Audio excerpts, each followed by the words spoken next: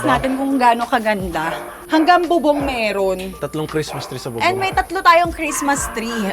Hindi po natatapos yung malaki nating Christmas tree. Napakaganda ng ginawa ni Master Tay. Yes. We Thank love you so much, Master Tay. Nong Nang. Love Meron dito na yan. Nakita nyo na din sa vlog ko last time. Yung A Day with Our New Home. Ayan. Andi dito na yung living area ni Kuya. PS5 area niya. Yung room niya. Open the light, Kuya. Ayan. Syempre, the room. Tara. Amazing. Ang lamig ng kwarto ni Lucas. Ang Oo nga, sarap no? tumambay. Sarap. Oo.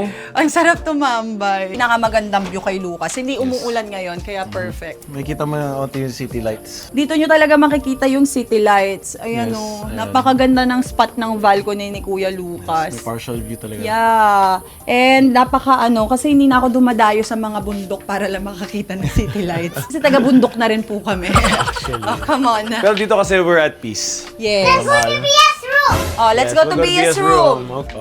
Next. Ayan, so ito ang kwarto ni Lucas. Dito muna tayo. So ito yung sala, hindi namin napakita. Nagtatanong yung mga tao, asan daw yung CR? Kasi yung CR nila, magkakasama na sila dito. Tandaan nyo guys, sharing is caring. Yes, and sobrang Pero, linis, oh, organized malinis talaga lang. siya. So ito ang CR ng mga bata.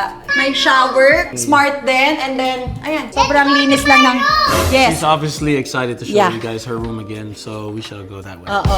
Okay, so dito naman sa side na to, kwarto ni Bia. Yep. So nasa 3rd level lang sila. Isang baba lang naman, kwarto ko na. And isang akyat ko lang, kwarto nila. So gusto ko talaga yung magkatapat sila para... Mommy, look at Kuya. Yes, ay kuya sleeping! So it's chilling. Oh, this is Bia's room.